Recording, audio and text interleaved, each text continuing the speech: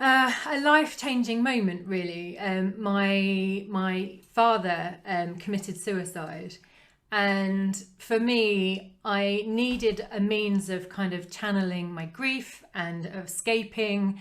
And it was suggested to get out on my bike. And so I got back on my bike, and it was just amazing being on my bike, being free, not having to talk to anyone unless I wanted to, and just having to focus on, turning the pedals. And that kind of changed my life and took my life in a completely new direction. And so since then, everything evolves around cycling. Apparently. Yeah. So tell us, tell us about your feelings at that time, and somebody making that suggestion to get back on the bike, and you're like, oh yeah, the bike in Yeah, the garage. And exactly. It was like that. It was kind of, well, it was actually, medication, or go and find something that you can take all your frustration and your anger out on. And so I kind of thought, okay, yeah, I'll try the bike. And, when you're on your bike, it is literally all you have to think about is turning the pedals. And that sense of freedom, when you've got kids, I've got two kids who were quite young at the time, and you just get no peace and quiet at home. So me going out on my bike was my time, and my time to kind of escape. Um, yeah, and just the sense of freedom that it brought me, and I just loved it. And obviously, suddenly I was losing weight, I was getting fitter, I just felt so much better about myself. um, and obviously, as you know, when you exercise, the kind of endorphins that you get, you just feel so good. So yeah, I've not ever looked back really since getting on my bike again in 2013. Well, I can certainly attest to the freedom, Yes. the passion, being out by yourself, and it's funny because I think I feel better this. I don't know what it is about this year, but just biking by myself. Sometimes I just, prefer to be by myself doing my own thing. And I don't feel like, before it used to feel like I had to, and now it's Yep. just like I put it it's in my mind, I'm gonna go, I just go.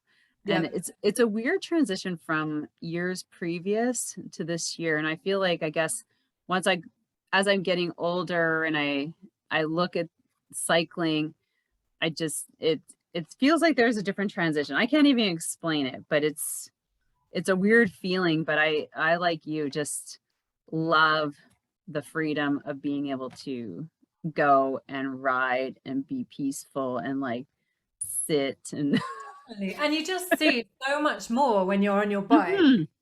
of the Yeah. countryside, and I'm so blessed that where I live is such a beautiful place to ride. And you come back, and I just feel in a completely new frame of mind. I'm happy, I'm just Yeah. relaxed, you know? Mommy's happy. Exactly that. So yeah, my kids are now like, if I'm ever angry, they're like, Mom, maybe perhaps you should go on your bike. So Oh, I love that. How old are your kids? my kids are 13 and 11. Okay, so mine are 10 and 9. Yeah. So they're just behind yours. And so 2013, you got back on your bike. Now you've got all these ambassadors. Like, how did you take that and what brought you to get so involved? From being a solo, like this is my medicine, to being like an ambassador for all these different organizations, getting into charities. Like, I want to, and do your kids participate with you? They do. They're not massive road cyclists. They prefer, off-road, BMX, kind of cool stuff. Yeah. Mountain biking? Yeah, exactly. All the stuff that I'm not very good at, but Oh,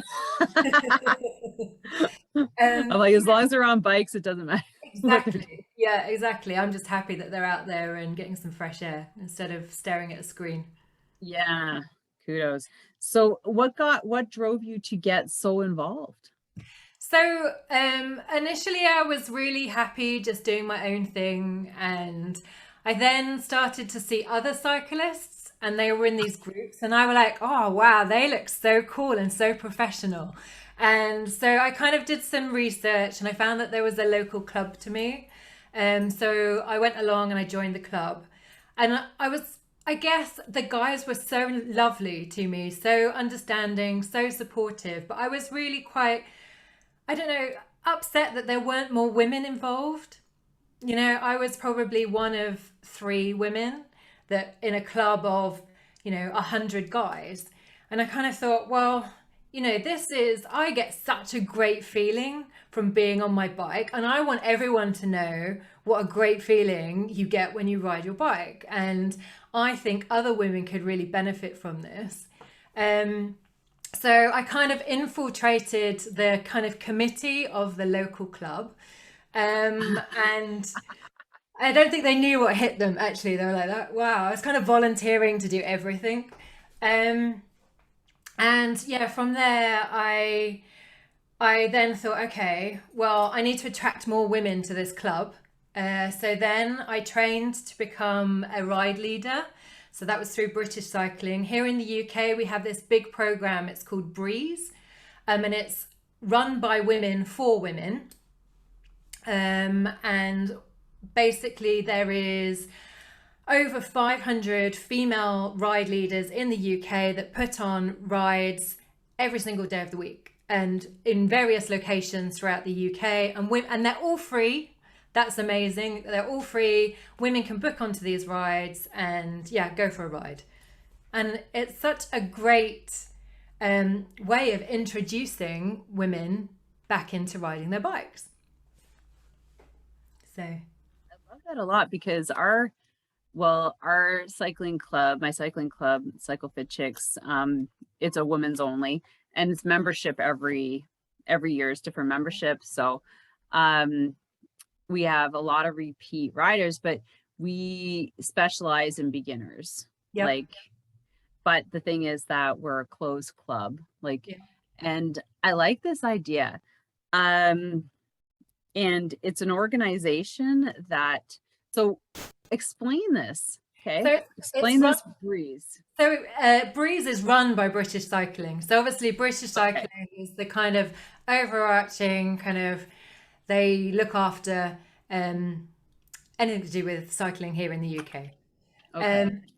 And they have a recreation arm, and that recreation arm that is all about getting men and women to get onto their bikes. But specifically, they recognize that some women feel uncomfortable riding with men. And that's so. yeah, exactly. And so they decided to set up this Breeze program. And they've trained hundreds of women to become ride leaders.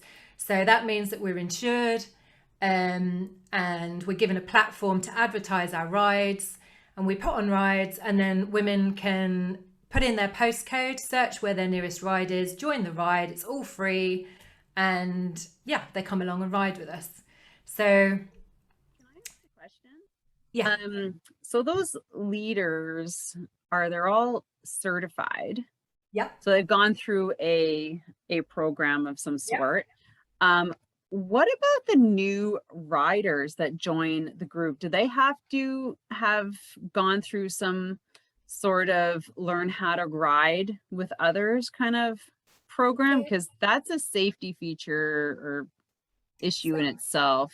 Yeah, so we assume that most of the ladies that are coming on our rides can actually ride a bike.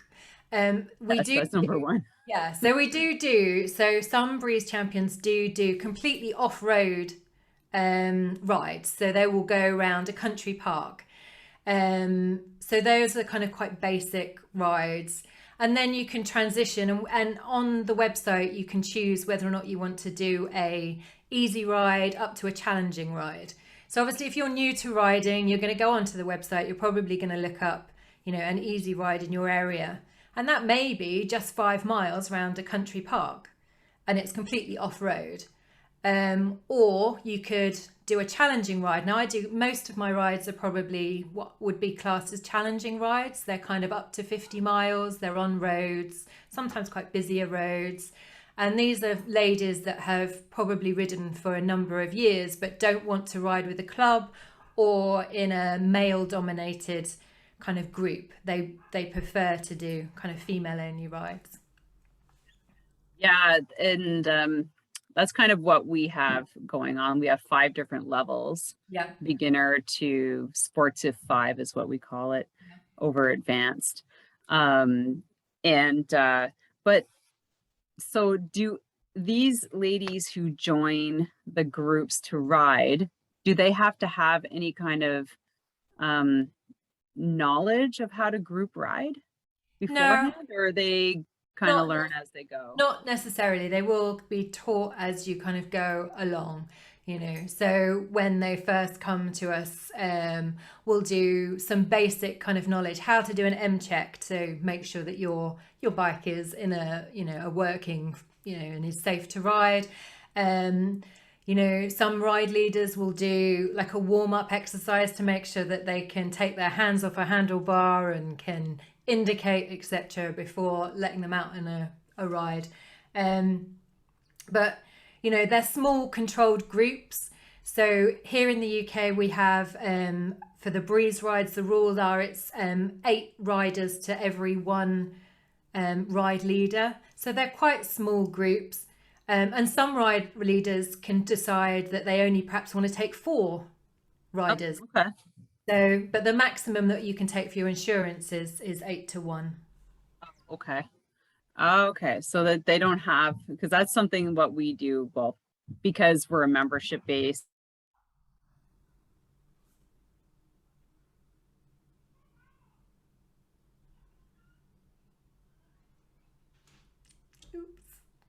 And we eating, drinking, cornering, things like that, just so that once everybody gets, once they start signing up for group rides, everybody has the kind of same terminology and understanding and things like that for insurances. So that's why I was asking, because when you have so many group ride leaders and so many different groups going out, how do you facilitate that? But I guess they just learn as they go. Yeah, and obviously all of the ride leaders have been through the same standardized kind of program to become official ride leaders. So, you know, the terminology we're all using is the same. We're using the same hand signals, etc. Right. So that's where everybody who's a group ride leader would have gone through something like that. Yeah. And then they facilitate their little groups individually. Okay, that's really cool. Yeah, it is. Do you know, it's a really one of my favorite parts of what I do is the breeze rides, because you get women that come that are perhaps really nervous riders or haven't really ridden that far, and they kind of stay with you. And now I've got women who are riding 100-mile sportives. And, you know, when they first came to me, they rode 5 miles and they were absolutely exhausted. So seeing them progress and helping them progress is just the most fulfilling and rewarding part of what I do. I absolutely, you know, I love that. I love it, because that's how I feel after seeing some ladies progress throughout the summer. Like even through the 4-hour clinic, I'm just like, their confidence level rises like, you know, 100%, because, you know, like they've either been riding by themselves for so long, following their husband, they hate it. And you know what I mean? Or they just want to learn how to, and they want to be riding with women. It's more social. So I hear the same stories every year from ladies. And but it's a really cool, different concept. So everything's volunteer based then. So it is volunteer based. Yeah. So it's great. So as a ride leader volunteer, you have to commit to doing a minimum of 8 rides or 8 to 10 rides a year. Oh, was that start at a certain like month, like May to October, or? So January basically through to December. Oh, yeah, you guys don't get snow. That Well, yeah, I kind mean, of. sometimes, but I mean, it's kind of what, less than one ride a month. So, it's a manageable target. Obviously, with COVID, it's that's been relaxed somewhat, but yeah, it is a really good program, and you get all kinds of characters, ladies that come and ride from, ladies who are in their teens to, I think, my eldest lady that rides with me, she's in her 70s.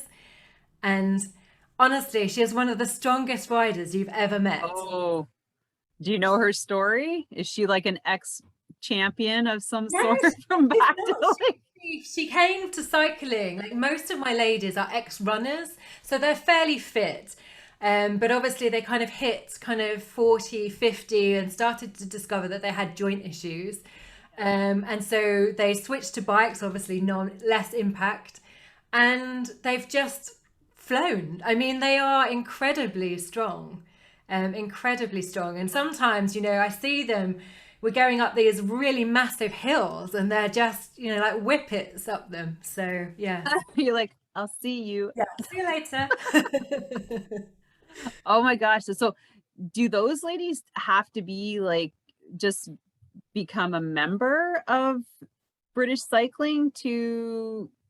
No, they don't have to be a member of British Cycling. They just have to go onto the website, put in their postcode, find their nearest ride, and then you can just book on. And that's it. So it's kind of like a meetup. It's kind of, Yeah. well, I guess, is there meetups in the UK like there are in Canada?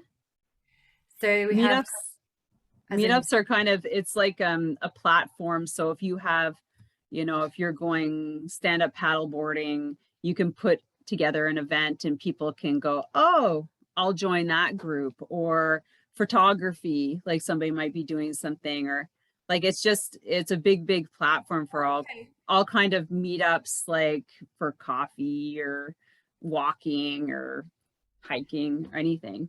Well, that sounds really cool, but Yeah, but it's like everything. okay. Well, that's really cool. No, I mean this is the platform from British Cycling is purely just cycling, but yeah. Wow, that's kind of interesting. Okay, so wow, I hope everybody in the UK have going to go and check this out, because now, is that where you started? Where you got Yeah, pulled into cycling? yeah. Was So basically I qualified as a ride leader. I started doing rides, attracted lots of women, and some of those women decided, actually, do you know what? I've done the breeze rides and now I feel ready to progress to doing club riding and mixed sex rides. So they moved on and joined the club. And so my club numbers swelled from 3 women when I started to over 50 women and of regularly cycling. And then I thought, okay, so how else can I help women, and what else can I do to grow cycling and in my local area? So then I thought, okay, I'll become a coach. So I qualified as a coach, and we set up our junior academy and we started teaching kids how to Oh my gosh, race Saffron, we skills. need to talk. Tell me about that, because this is something that has been pulling on my heartstrings to do. Getting So more girls on yeah, bikes. definitely. So I don't know if it's the same in Canada, but here in the UK, we really struggle with safe spaces for kids to ride. Um, so we found a local track. It's actually a karting track in Car Northamptonshire. track? Yeah, kart track, yeah. And it's a really nice safe space for kids to be able to learn race skills. Um, Right. Yeah, yeah.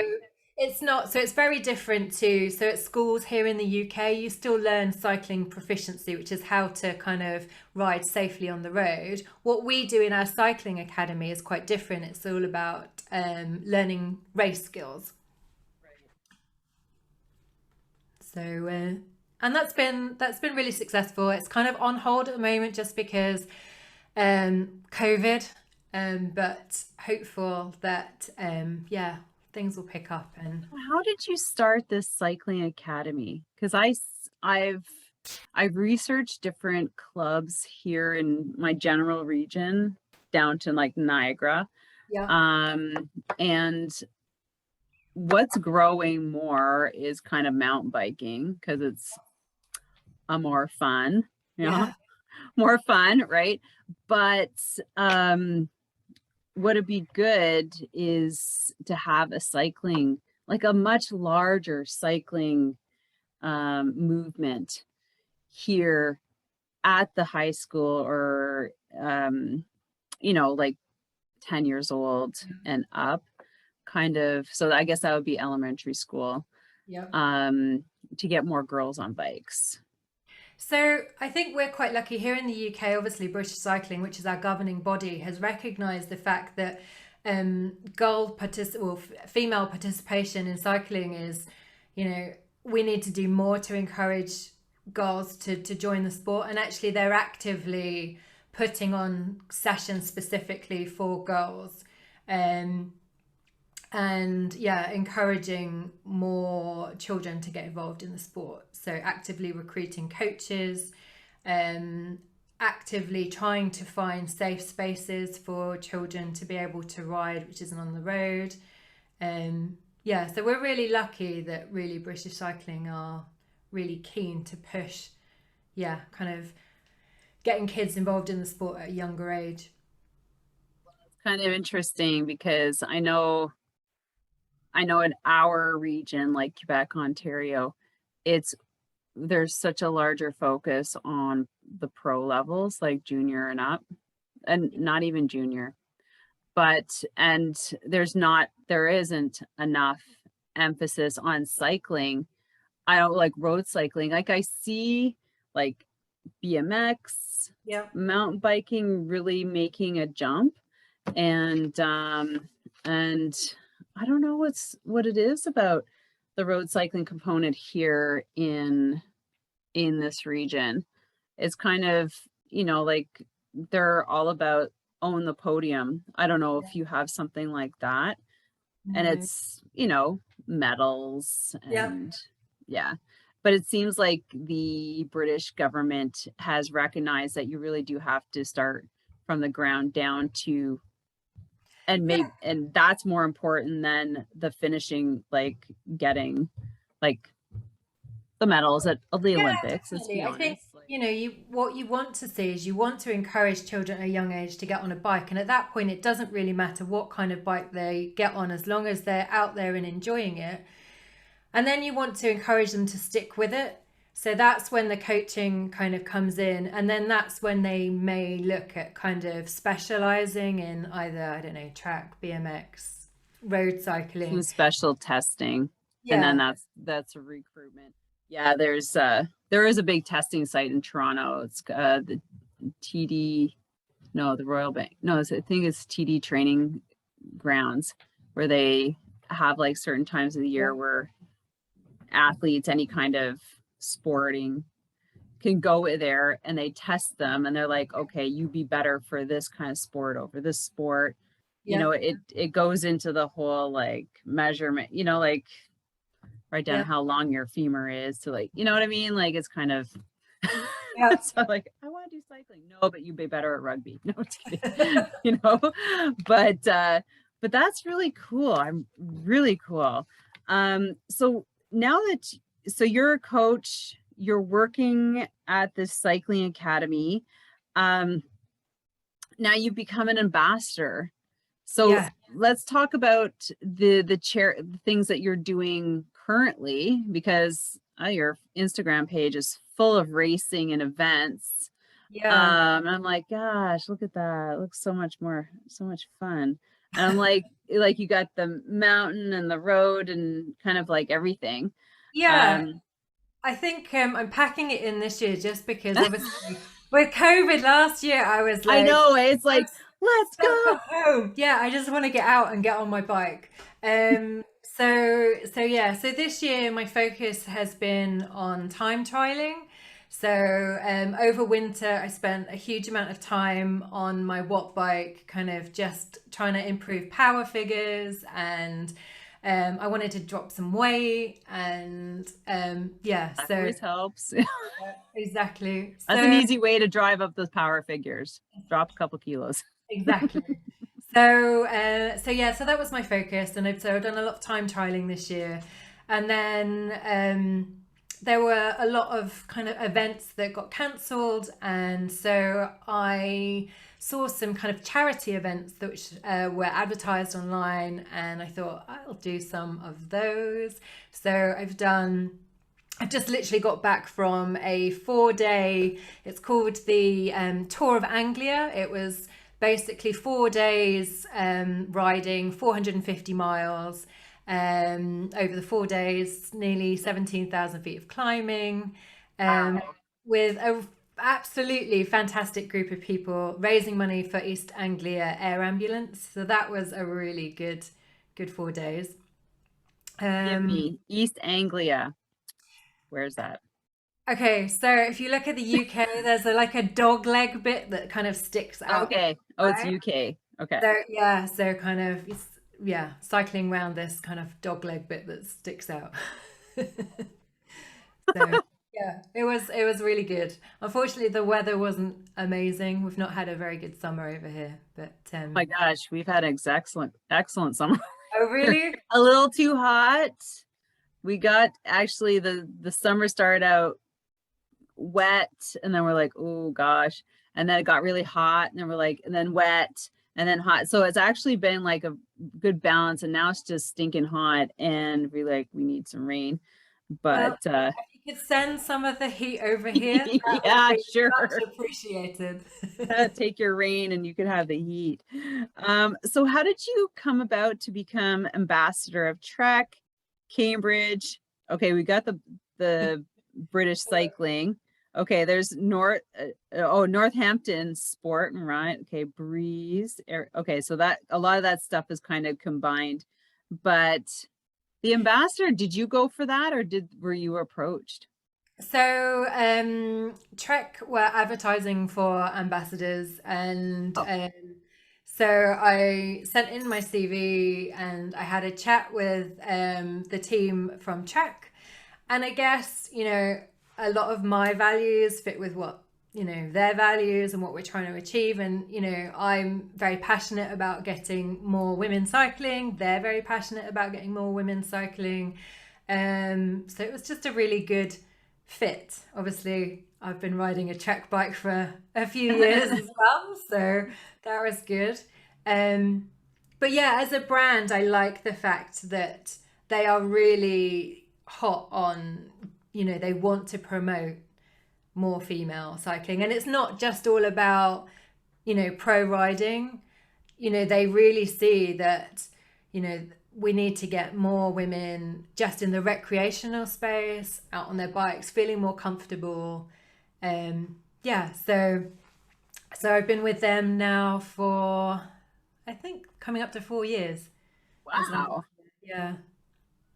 Awesome.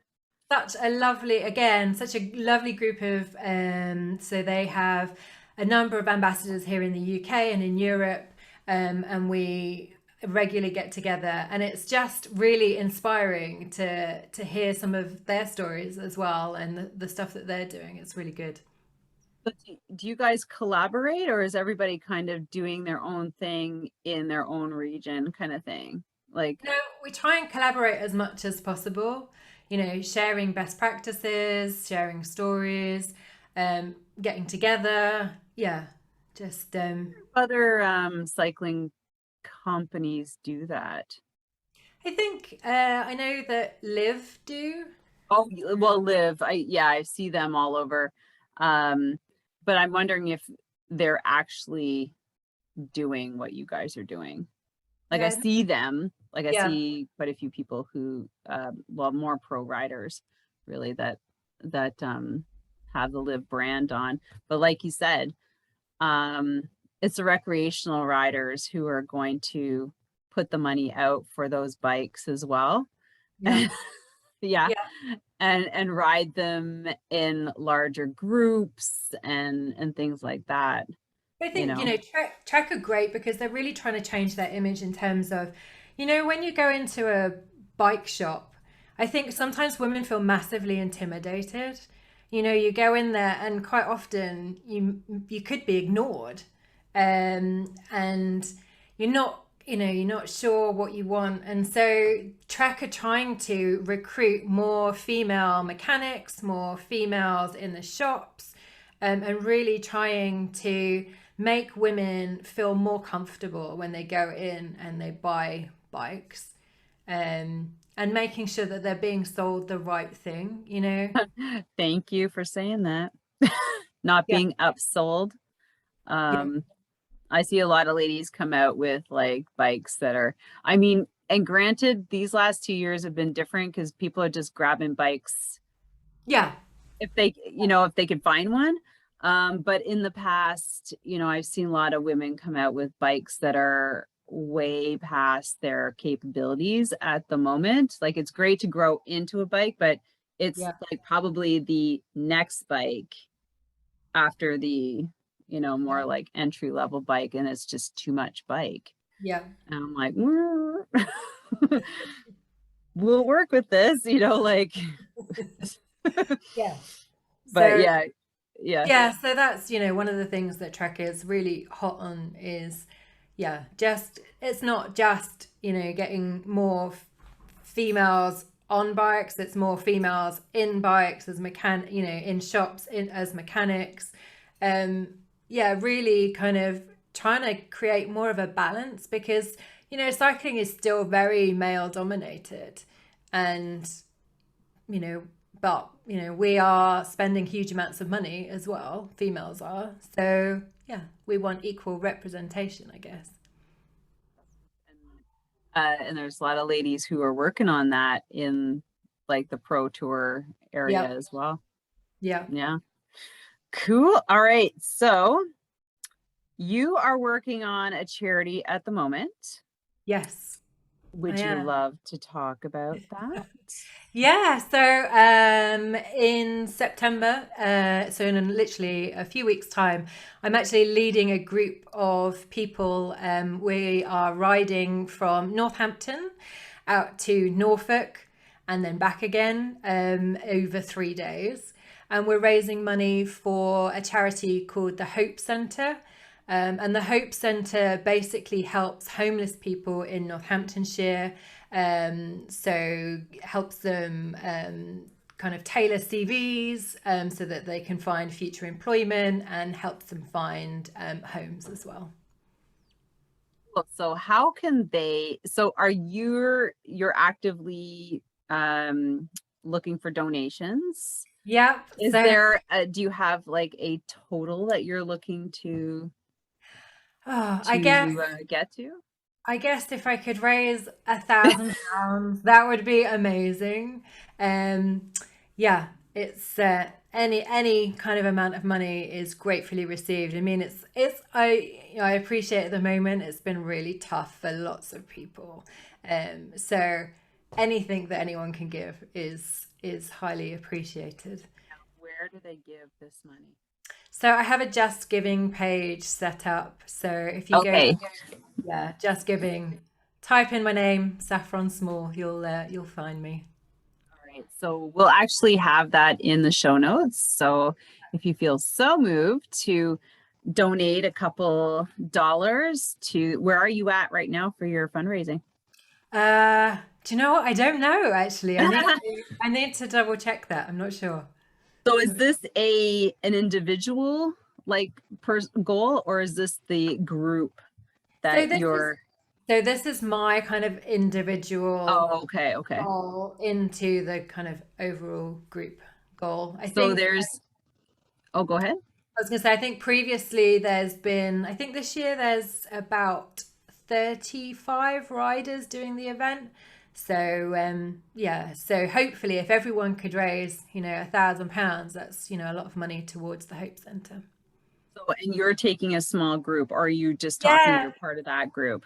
So I'm leading a group out. I think I'm leading the group that's doing 80 miles a day and averaging around 16 mile an hour. So one of the quicker groups, yeah.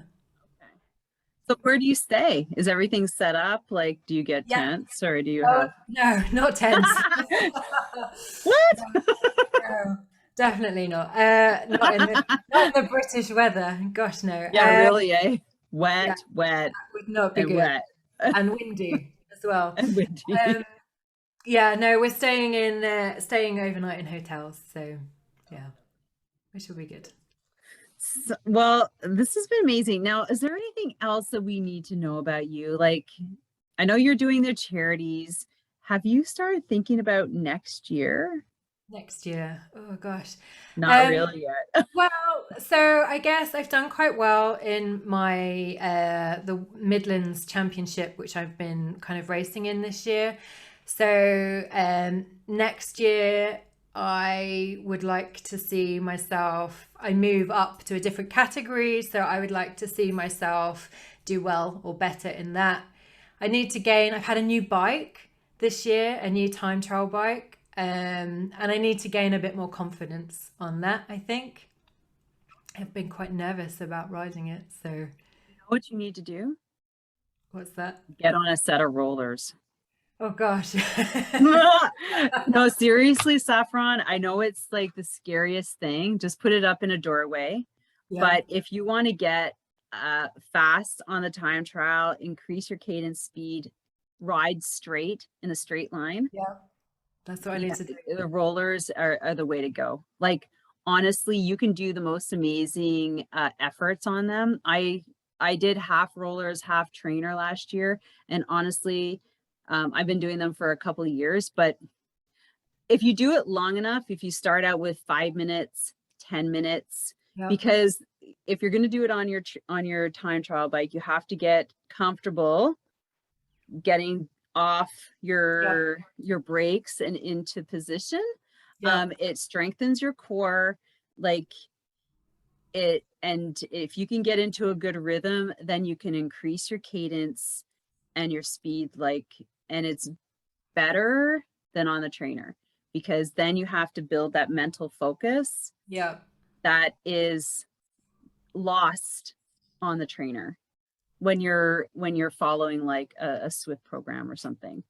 Honestly, if you try those, if you incorporate into your workout like once a week, Yeah. you I'm will gonna see see that you results. will feel the difference. Like you'll be like, a trainer, roller is way more fun. Because when you start getting good on them, then you can like when you your stability is it gets good, then then your mind can wander and you don't have to worry about Yeah. falling off them. But but yeah, I that's what I would recommend if you want to get fast on your time trial. Well, I shall invest in a pair of rollers then, and I will let you know how I'm doing. Oh my gosh. Well, we can do a little, we can, I will help you get You on could them do if me you a want. session. Yeah, that would be I will. amazing. Oh, for That would be so sure. cool.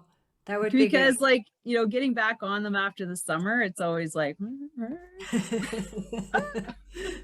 Yeah, but honestly, if you can get past that, you will feel because you're competitive, it will come faster because you got more sense yeah. of self on your bike. And and you will I think that you will really gravitate to them as a training tool. Right. Well, I'm gonna hold you to that then. I'm gonna buy some rollers No, seriously, and call me up and say, like, if you got, on the weekend, say, hey, you have half an hour or whatever, an hour, I will help you. I'll that ride would be good. alongside you right here and I'll help you. That would be good. And I'll get a plaster on standstill so that when I like dent the wall. But just find a good doorway, or I would suggest a doorway first, like into a bathroom, out of a bathroom, so you can like stop yourself. Okay, we're gonna do this. Yeah, we should. And the other thing is, and then you have to progress to being able to drink Oh gosh. while on them. Yeah, I know. I just got it Baby this year. steps. Took my hands off. Yeah. But but you see some of those pros. You've seen some of the Oh, I girls. know, they look so cool. They, Yeah, yeah, it's like yeah, effortless on. Uh, yeah, I'm like, I'm not there, but yeah. And then you'll use them to warm up at your yeah. events Yes, instead of like and getting yeah, strapped into like a trainer. yeah. Yeah, That would be much better, definitely. yeah, much faster. You don't have to go around. Well, this has been amazing. I'm super excited to get that phone call when you get Yeah. your rollers. And like I said, I really, really like them. But maybe we should bring you back next year for a little follow-up as Yeah. to maybe at the beginning of the season and see where See where I'm at. you're at. Yeah, that's right. And so make sure that you guys, I want to thank all of our listeners. Make sure that you follow Saffron and myself on Instagram. I'll put her handles there, but she's pretty easy to find. And don't forget to follow, like, and comment and give us a review. And thank you so much My for absolute coming pleasure. on No, here. thank This has you. been an absolute pleasure, and I've learned a lot from you. And we're going to talk off off interview because I have other questions out like about the cycling stuff. Well, the cycling, the breeze, Yep. Fabulous. and the cycling academy. So that's maybe we'll talk more about that in the new year. So thank you very much. Thank you.